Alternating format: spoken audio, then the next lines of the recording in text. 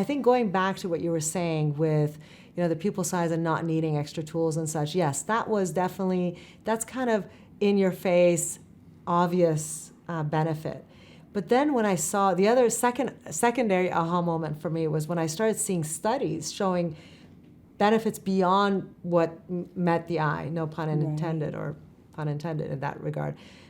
Lower rates of CME, 65% lower rate. Our friend Denise Visco published this report, 65% lower rate of CME in patients even without epiretinal membrane, 65% lower rate of rebound iritis or postoperative inflammation. So all of this, and also pain. Less pain, right? Less pain for patients. So less inflammation equals less pain, and then patients are having a better experience, which we know how important that postoperative experience now is, especially for our premium patients where, gosh, we really want to give them, 5-star experience in the postoperative period too. That's really where they're judging. And there was also a paper on opioid use, or fentanyl rather, during surgery, and that there was a far lower rate of need for fentanyl. So patients, it was actually a really fantastic study, paired eye, looking at those who had OMIDRIA and those who didn't, not those, but the eye that did or did not, and looked at how much fentanyl was needed. And it was quite impressive. The comfort during surgery was so much better. And then postoperative inflammation and with it comfort. Right. So you're right. We don't think about our patients having discomfort in the postoperative period, but studies like that really help us to understand that, that matters too. And it's all part of that patient experience, which is so important, especially as we start having to report those things in order to justify reimbursement and things like that. So less pain for the surgeon. Yeah.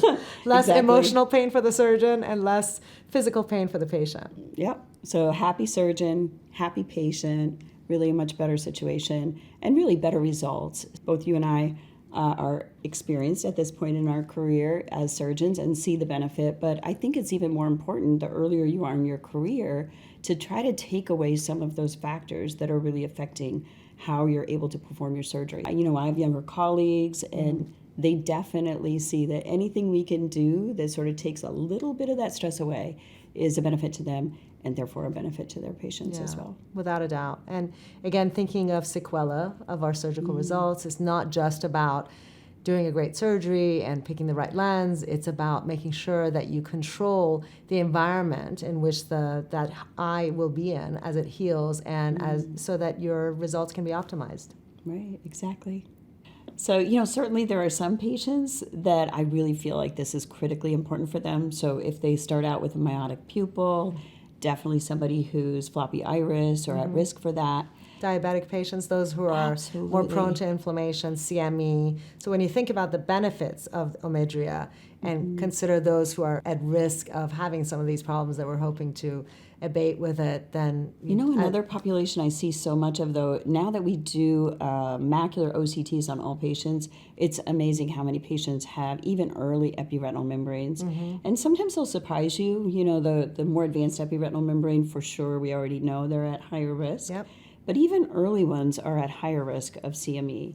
And anything I can do to sort of mitigate that risk, I think is a benefit to the patient. So those are like the no-brainers for me. But there are, we don't know sometimes, as we were talking about before, sometimes in the middle of the surgery, all of a sudden the pupil's coming down and you're like, oh, if only I had known this ahead of time. Yeah. So pain is a concern for everyone. So it's, I agree with you that there's the at-risk patients for the sequela that this can help prevent. But then pain is of concern to every patient. Fentanyl use is definitely of concern.